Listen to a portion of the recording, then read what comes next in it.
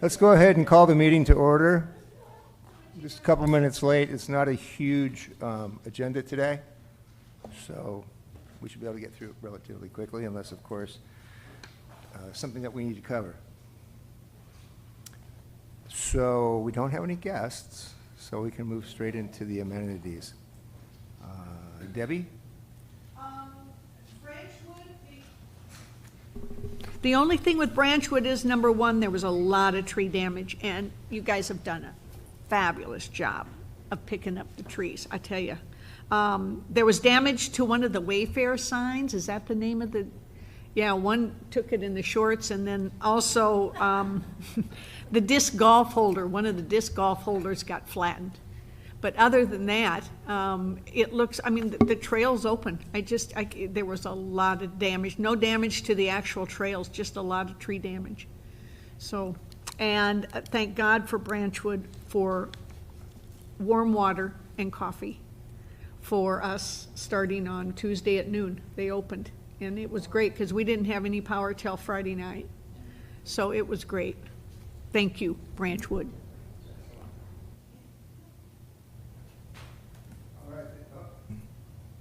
Deb. Next, Ken. Tyree Park. I guess like everywhere else, a lot of trees and a lot of limbs down, and they're in the process of cleaning it up. So I guess that's the main thing everywhere, really. But looks like they've started to clean some up, but there's still more to do. Other than that, everything else is fine. All right, thanks. Jackie? So on Lake Ann, I went around the day after, and all I saw was a power line with some trees down in the power company. I didn't really see much damage over there at Lake Ann, so if there was, I missed it. But I did stop before the storm. I stopped, and there was a huge group taking pictures and everything there at the pavilion, and they were having some kind of reunion, and they'd come from California, and it was just this is 2 times now I've stopped to different groups, and there's nothing but positive when you stop and talk to those people. The one homeowner that was there that had them all come, he says, I come here every morning and walk. So it's just a real, I think the neighbors really do like the place there. So an RV park, I haven't been there yet, so when I do, I'll report on that. Oh, you need to get the code. I do.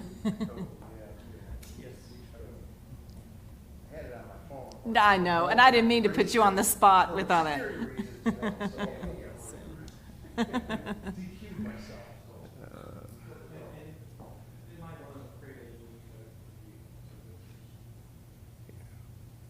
It's a good idea. Ooh. Your 90 days isn't up yet. All right, Mary? Let's see, the tennis courts are very busy, and they're getting very excited to have their 4th annual Kingsdale Double Championship, and this year they're going to partner with the Sheepdog organization, and they're hoping to make this a long-term commitment. And do you know what Sheepdog is? It started in 2010, and the person who started it lives in Rogers, and what they do is benefit and assist anybody who's been in law enforcement, the military, EMS, fire, and rescue. And they do disaster response, and then they do a lot of outdoor activities to keep the camaraderie growing with the service people. So they're very excited about this. Reardon is doing well. They're getting ready for Flea in the Park. They did have some buckling on the main floor, the parquet. They fixed 4 of the squares and waxed it, but they did a nice job. But you can definitely tell the discoloration where they repaired it. The playground, there was some trees that fell. It is roped off, so the kids are able to use. Was it? The trees, and they taken down the tree that was a little maker. The trees are still on the edge of the property, but out of the playground. Okay. So otherwise, everything's going well.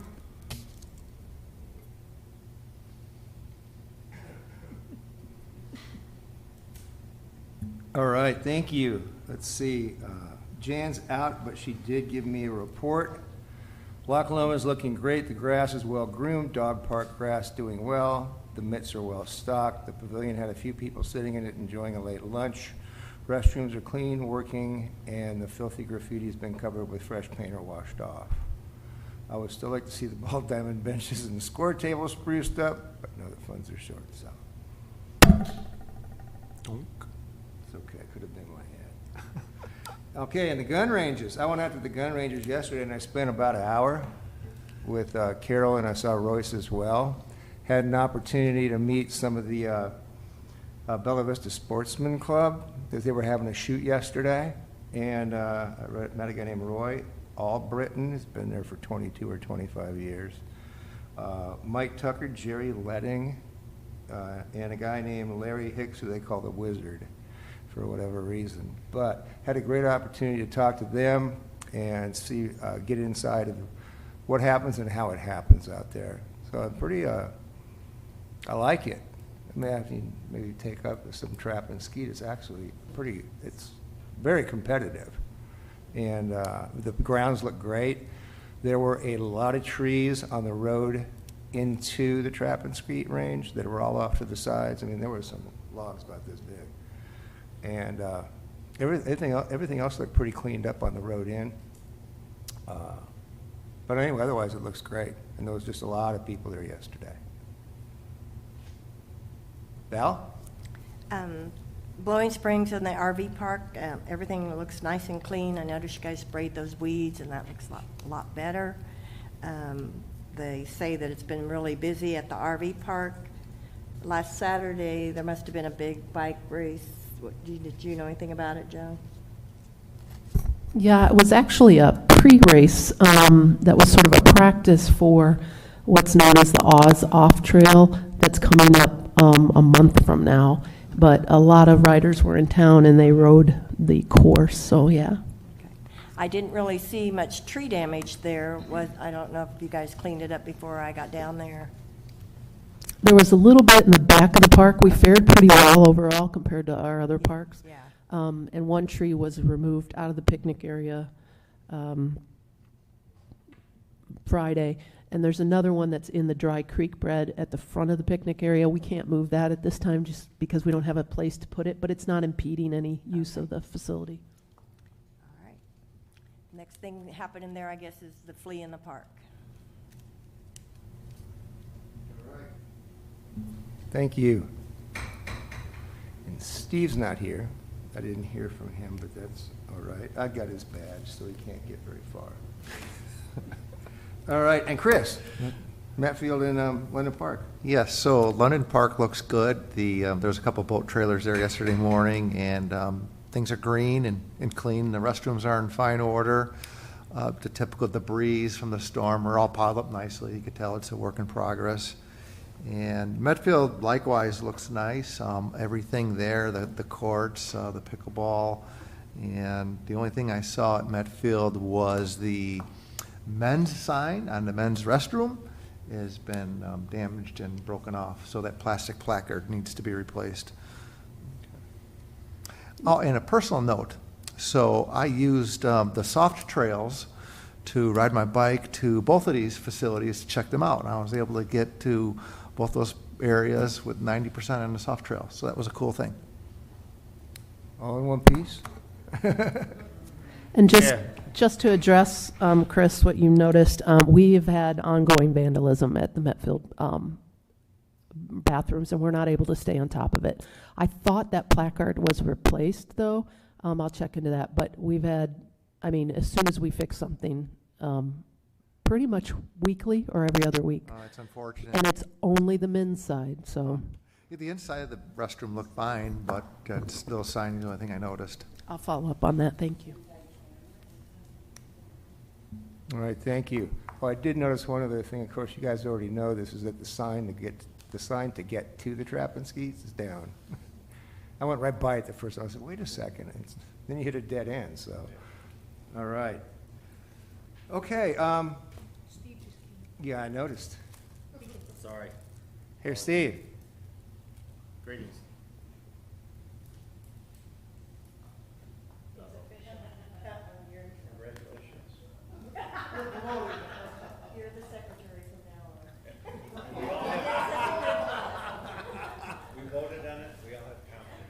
last one in, you know?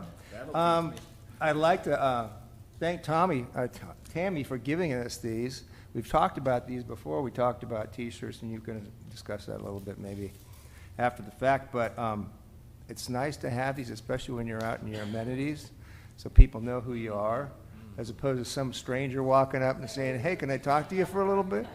Yeah. He said, who wants to know? You know? So this gives us a great opportunity to show people that we're part of the Property Owners Association staff and what we do, and from a recreation committee perspective. We know that we have a vote coming up shortly, and really has a lot to do with what we do and the things that we support. So, as a matter of fact, we'll get to that in a minute, but Chris? Well, that pretty much took care of the first line on that new business, right? Nice and quick and easy. Yeah, I had no idea we were going to get these today, so I came. The last trip I went up to, the guy taking the big picture, I walked up and he in front of everybody, said, who are you? I was like, okay, you know, I have to go to pictures in front of everybody, but they do kind of wonder why you're approaching them, so that's nice. Yeah. Yeah, people, especially if they're not supposed to be there. All right, the 2020 plan, you know, I found out that Friday that Tom wasn't going to be here, and he's at another town hall type meeting tonight as well.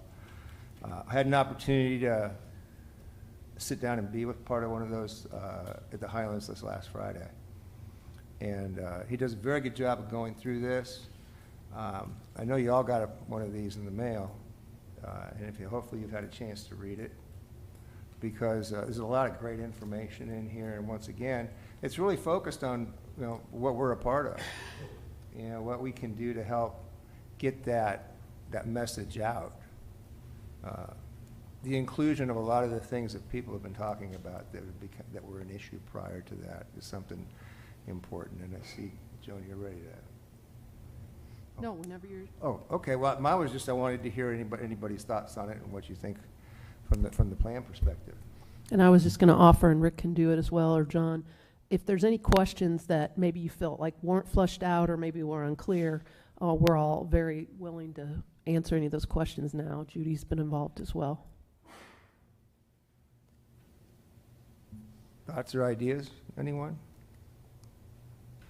I'll just share, I had a very small meeting at my house Friday night, and the people that were there were very appreciative of the time he takes to go through the information and then answer any question about, it doesn't matter even if it's necessarily about this, but, you know, just general questions about what 8 grandchildren played. One of those came up, and he, you know, he would defer some of them, but they were real appreciative, and everyone that left my house was definitely in favor of it, so I think it's really good. And actually, I tried to get my whole neighborhood, tried to poll all those to invite, and I'd say 85% at least of everybody I invited that didn't come is already for it. So it's, Facebook is awful. Facebook is so negative, you know, but if you go out and talk to people, there's a lot of people for it, I think. So. Yeah, it's a good plan. Those that are ambivalent about it. Keep in mind, it's those that are maybe not in favor of it, or at least maybe not on fire about it, that we need to talk to. And I mean, we can get affirmation from people that agree with us, but unless we're communicating That with was those very that informative don't. to all of us, that being new to the area, I didn't know how difficult it was to get the number of people out to vote that we need to have out to vote. And then, you know, then you have to campaign to get them to vote the way you want to. But I had no idea how difficult it was to get 19,000? I don't, however many we have to have vote for a quorum, it was a lot. Yeah. One of the things, we had a group on Saturday that met at the country club here and had, hopefully, I was hoping 60, and we had about 40 people. But one of the questions that came up, and I thought it was a valid question, and and Tom did not know the answer. One of the people asked, see if I can say this right. Stu and I have 2 lots. So we have an unimproved lot and an improved lot. And one of the questions was, how many unimproved lots are owned by people who own an improved lot? And I thought that was a valid question, because like one of my newcomers said they own 4 lots, and she said, I'm gonna vote, but she said they've built on 1 and they have 3 others. And so I thought it was just a valid question, and it would be something I would think that they could come up with that kind of a number. And the reason they were asking is because I have 2 votes, but I also have an improved lot increase and an unimproved lot increase. And, you know, Tom talked about so many unimproved lot owners don't use the facilities. And so I would love to see if that could maybe be brought into his talk in some way, because if I would think they'd be able to track that down. I'll try and send a follow-up note about that to see if we can get that stat.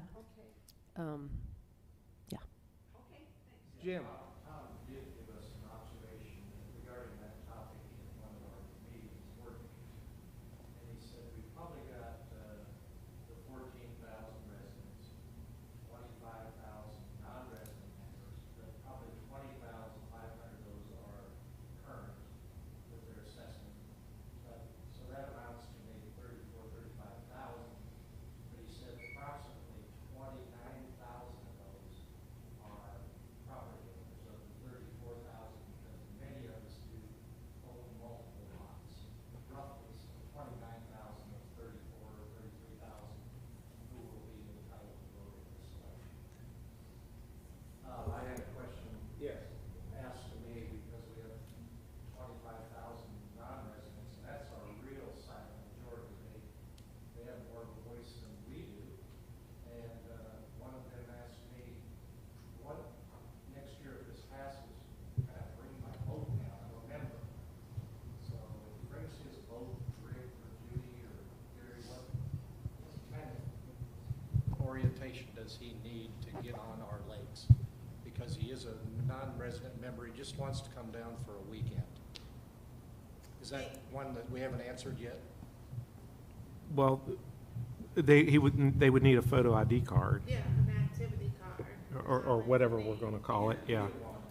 And then they have to have their boat registered, and then they can use the lakes at will. Okay, we didn't, in this capital, we didn't address daily fees or weekend fees, right? We addressed annuals for boats. So anyway, it's a question I got from a non-resident who would like to come down there on a weekend and bring his boat. So. Good. Oh. Okay. Are you saying, I just for my nose, but also for my brain, there's 25,000 non-resident property owners? It's not on. Then what you're saying is there's 25,000 non-resident property owners. 25,000 lots. Okay, yes, okay, so there's 25,000 lots that are owned by non-residents. No. What is being said is that there are 25,000 membership lots that are unimproved. Some of those lots, and probably a fair amount, are owned by improved lot owners, like Okay. you, like us. So the in that number 25,000, that includes like Right. myself. So we have Okay. about 39,000 lots total. Now, not all of those are in good standing, but we have about a little over 14,000 improved lots.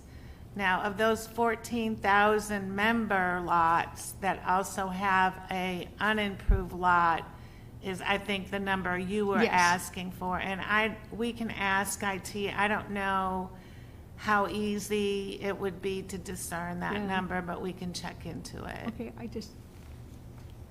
so for okay, so we have 14,000 residents with improved lots, approximately, okay. We have 25,000 membership lots that are unimproved, some of which are owned by residents with improved lots. So basically, you're looking at 39,000 lots total available in Bella Vista. Thank you. And to clarify that again, of which, of the 39,000 total, you have to subtract about 4,500 of those who are not up to par on their assessments. Around 4,700 right now. It's been shrinking thanks to our collections department.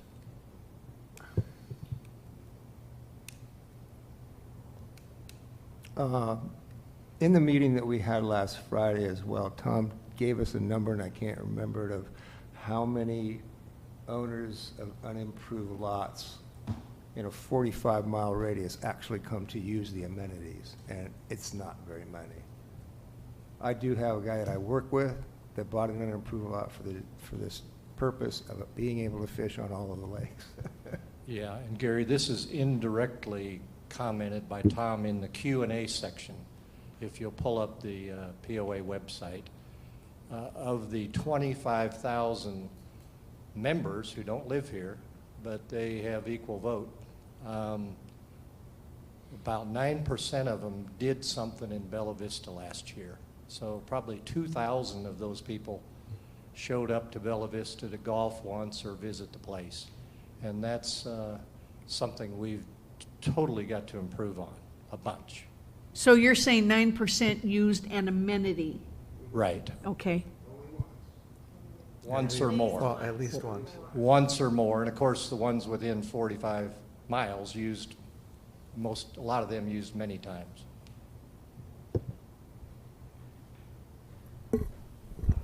And I would just remind you all, and that Jim brought up, the team has put together a good FAQ out on the web page that's not part of this for a lot of these types of questions. So if people, really want more details, because it's hard to put everything in, there's a lot in here, but it's hard to put everything in 4 pages, so that's a great resource. Anything else? So I have a couple of things that Kim asked me to go over with you on this. I'll do it now. So I do have additional 2020 plans, so if you want to throw a couple extra in your car, just in case you run into somebody, as well as there's signs in here, there's signs by the front door, and we have more in marketing. So, I think it's a great time to get the signs out. We're seeing more and more come out. So, Tammy, I have a yellow sheet of paper here. I'll pass it around at the end. We are going to have a phone bank set up in this room starting September 23rd. And we are looking for volunteers to come in. We did this last time. It was quite effective. It's very easy. There's a script prepared, and we just are trying to reach every single member with a personal phone call to make sure that they vote. So we're not interested in telling anybody how to vote. That's not the goal of this. We want to get a quorum. We'd like to get that quorum on the first round. So we're just encouraging you, if you have a couple of hours to spare, to sign up and volunteer. It's kind of fun. We did it last time. Most of the calls you get are voicemails, so you just, there's a script and you leave a voicemail. If you do talk to a live person, there is, Q&A notes if you have a conversation. So, so that's the main things. And again, like Joan said, especially on social media, if you are on social media and someone, genuinely asks a question, the best way to handle that is to go to the FAQs and copy and paste from the web page to answer that question. Getting in a dialogue is probably not that fruitful. But there are some legitimate, there are some folks out there that are legitimately trying to make a decision. And and if you don't, if you're not comfortable with that, then just let us know in marketing and we can address that if you jot the name down. So I think that's it for that. Thank you. Well, anything else on this before we move to the staff reports? Told you it was going to be quick. All right, well, since Tom's not here, Rick? Okay, I'll start with Department 48. Keeping it very short, it's all about storm damage.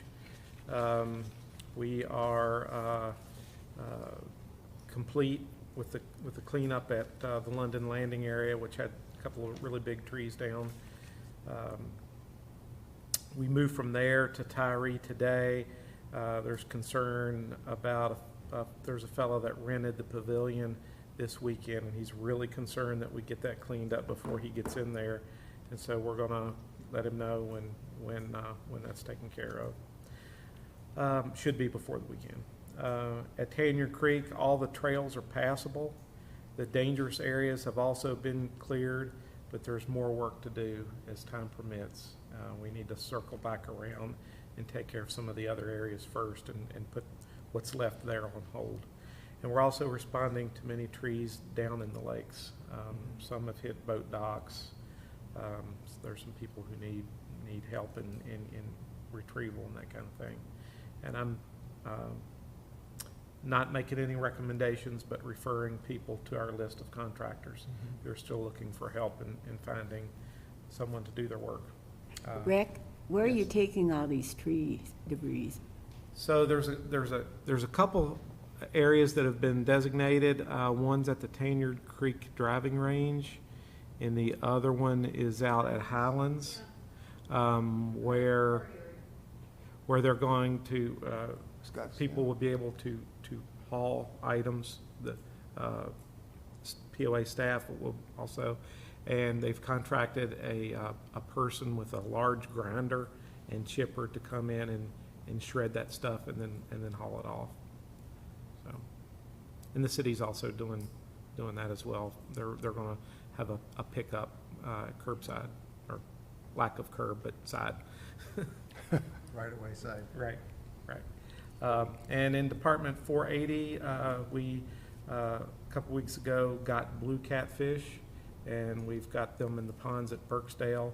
They're about 2 inches long now. We're going to feed them this fall and winter and in the next spring before we put them in the lakes. So they're a bit more expensive than channel catfish, and so we bought them at a younger age, so we could save some money that way.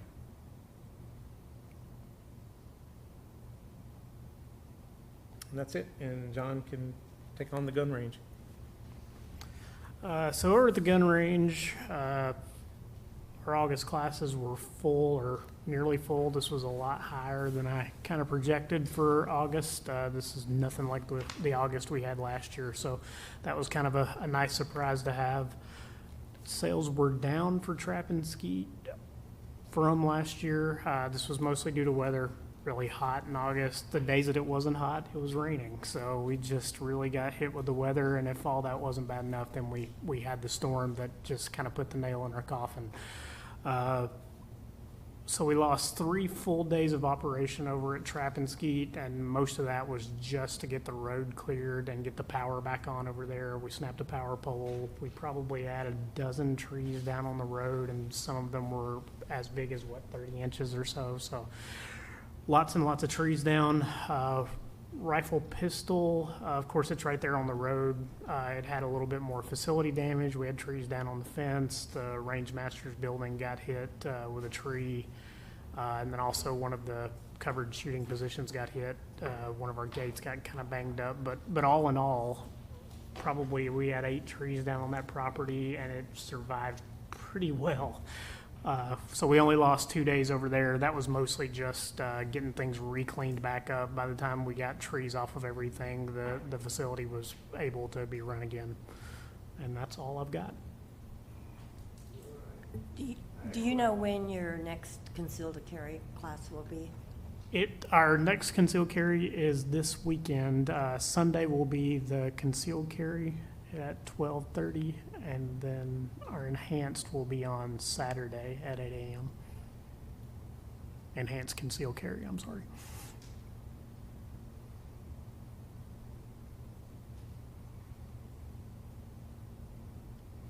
I have a question about our fishery or our lakes and how many, I know we like buy trout, and generally at one point in time we're buying most everything, I think, but how many different species do we now raise ourselves? So the saw guy is something that at this point is totally self-sustained here.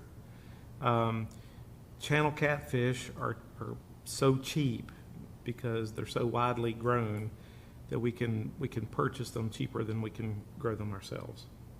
The blue catfish, which I found a supplier this year, they're harder to find, they're more expensive, and we haven't had them here, haven't had a new stocking since 2014. And so we're raising those this year. Probably not something we'll do every year, maybe every other year. And then we attempt to do black crappie every spring with mixed results so far. But the saw guy and the blue catfish are, so far we've been very successful doing that. To further answer your question, prior to 2015, the state of Arkansas, AGFC, routinely gave us their surplus fish from their hatchery, and that was curtailed because of our semi-private status. So in many cases, they were stocked because they were available, not necessarily because it made good biological sense to do so. Okay. So. And just to add a note on the catfish there, so channel catfish are the ones that everybody's pretty familiar with, the fish that get, 5, 6, 7, 8 pounds pretty commonly in our lakes. The blue catfish are the ones, the monsters, the 30, 40, 50, up to 100 pounds, not necessarily in our lakes, but that's what a blue catfish is. That's that really large catfish that whenever you see a picture of a huge catfish, that's the catfish you're looking at. Cool. The reason I was asking about the fish is that someone had brought up to me about, I understand that you guys get fish from Game and Fish, which means if they're given to you, then that's a public entity, so they should be able to use all the lakes. And that's from our standpoint, that's another reason why we aren't, they're not being offered anymore, but that would be a reason not to accept as well. Thank you. Joan? So quite a lot going on. We are ending some things and ramping up on other things. So Kingsdale Pool, we're on our final week of operation.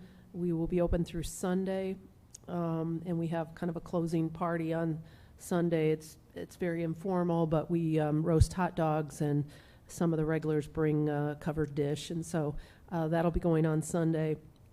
It's been a successful season, but it's always very long in that we keep it open 3 weeks beyond, 4 weeks beyond when school starts. So we operate with a skeletal crew. So Jessica and a few of our local lifeguards have stayed on board to help us keep that up and running. The beach was closed last weekend with Labor Day. At the final party was our Aloha party. It was very, very busy and well received. So we're in the process of cleaning up the beach and taking some things down that are stored over the winter. The beach is technically closed. Once we take down some of the dividers and whatnot, we won't stop people from going on the beach. But right now, while our equipment's still there, it's still a bit of a liability. So we try and keep people off, and the rangers help us with that. That said, this week we're doing a number of photo shoots, Thursday and Friday at the beach, and Tuesday and Wednesday at Blowing Spring Parks. Each year I've been partnering with Walmart.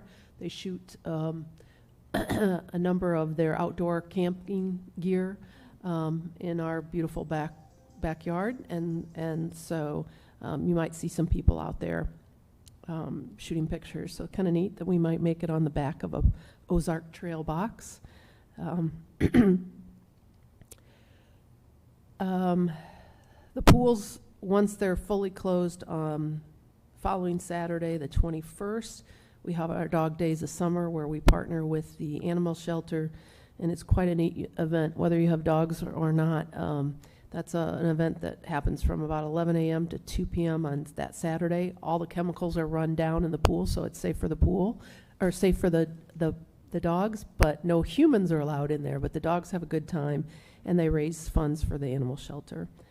And then after that, we'll be winterizing and closing those pools. We've already started to do that for Metfield. Blowing Springs, as Val mentioned, is very busy. This Saturday, the city is hosting their Fall for All, which is an event that they put on primarily to celebrate all the things that are connected to the trail. We provide them the venue, and they bring out a variety of outside vendors. So you probably saw the article in the Vista about the number of things that are happening there. As far as damage there, I'm sorry I wasn't mic'd earlier, but I was telling Val that there was a big tree, or I guess I was sharing with Mary that we removed a big tree in the Kingsdale playground. But also, in addition to the tree damage that we did have at Blowing Springs, one of the things that was we didn't find out about it until they moved the tree. It knocked one of the concrete tables off the actual picnic table, and those things are hugely heavy. My significant other and I were out there Sunday walking the park to make sure everything was okay. He's like, do you think we can lift it? I'm like, no. It's probably a 400, 500-pound slab of concrete. So anyway, we've caution taped it off, but it's unfortunately those picnic tables, slowly we're taking them out because they are very old and some of them are trip hazards. So the good news is that picnic table's off to the side. But as Rick alluded to earlier, you know, it's been all hands on deck with everyone taking care of the various parks and trees and all that. And I think we're doing a pretty good job given the fact the storm was not that long ago. As regard to the soft surface trails, Chris mentioned being out on them. We took down 138 trees just on Black 40. By down, I mean they were already down, but we had to remove them, saw them up, get them out of the way. Now, we don't generally transport those out of the trails, one, because of difficulty, two, because of cost. And this week now we're starting on the new central core. So there's quite a few down there, but we're making progress. And that's all done mostly by contractors and volunteers. And starting this week, we now have a POA employee whose partial responsibilities have to do with trail maintenance, and that's Trey Anson. He reports to me. He's also someone you may have heard of that has been supervising the marina with me this summer. So he will be another hands-on body, because as we expand to the close to 100 miles of trails, although the contractors do a great job, there's a lot to be done. So that will be a way to save our members money, because I can pay somebody in-house cheaper than I can pay a contractor. So we're gearing up for that. We have a trail bike that was granted to us that he will be riding to get to trails. We are in the midst of converting a workshop for him, because there's a lot of chainsaws and all that that'll have to be maintained. But overall, really good progress towards that. You mentioned tennis. We also had damage on tennis court. The MAC facility have made it temporarily available because we did have a big state tournament there this weekend. So we had a big, the back courts have been hit twice in the last year where major fence damage. The fence has not been repaired yet, but that'll be in the works. But the courts are back and playable. And I think you mentioned Branchwood, in addition to Kingsdale Playground, our main tree servicer. Those were so big that they couldn't be done internally. Removed that today, so 2 playgrounds are back up in full operation. And then the marina has gone to reduced hours. We're now closed on Mondays. We're open Monday through Thursday, 8 to 4. and Fridays and Saturdays 8 to 6, and Sundays 8 to 4. So kind of checking out the patterns of usage. The weekends are still very busy. The weekdays are pretty calm. So we want to stay open to help people enjoy these beautiful days, but we don't need to open as early and stay open as late. And then lastly, as mentioned by Mary, we do have Flea in the Park that's gearing up for October 12th and 13th. This year we're making it's our 3rd annual. We're making it a 2-day event. So much more activities on that Saturday, but some of the vendors wanted to stay over on Sunday, and it'll coordinate with the Bella Vista Farmers Market, so the same time. So maybe what people are out at the farmers market, they'll want to stop by the park. We do have a few vendor spots open, but we've gotten quite a great response, and we're looking forward to it, and there'll be live music. So I think that's it, unless somebody has any questions. What were the dates on the Flea in the Park? A Saturday, October 12th, and Sunday, October 13th. Joan, I have a question.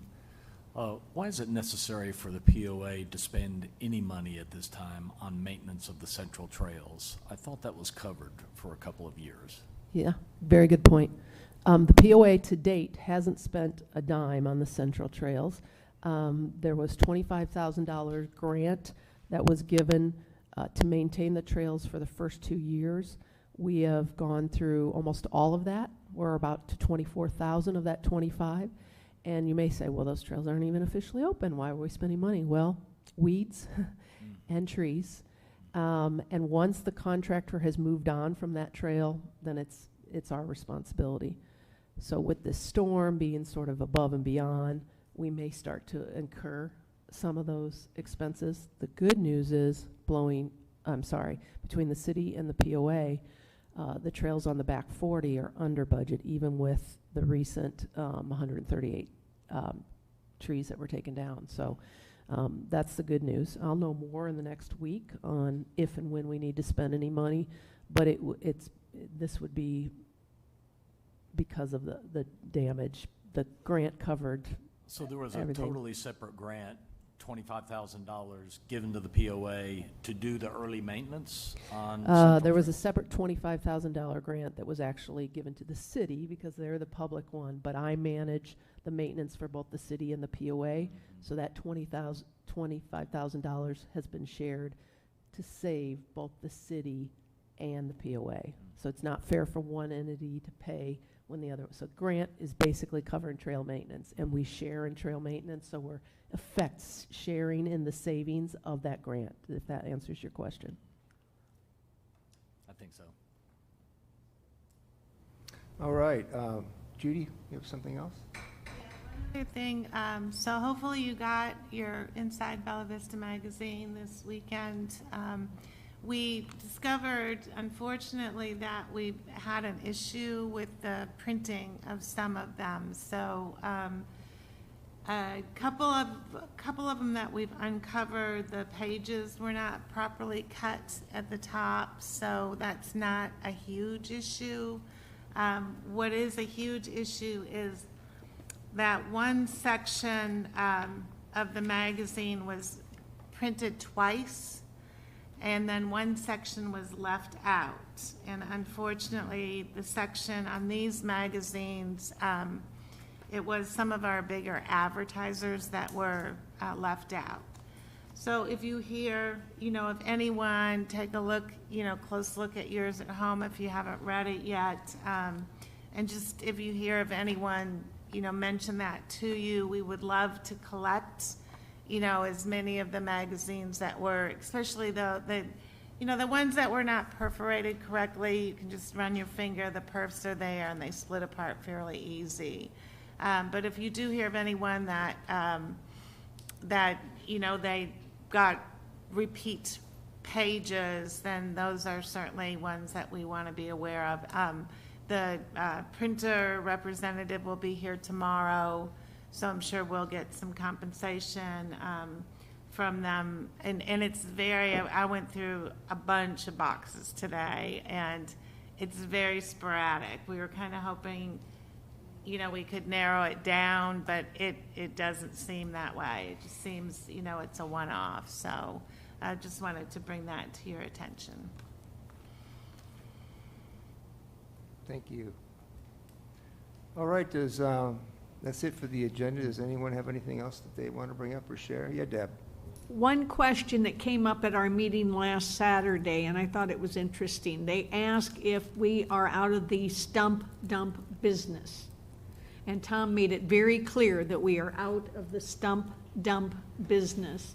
And that at one time they were considering a facility for maybe mulching. And that is out of question also because of permits and costs and things.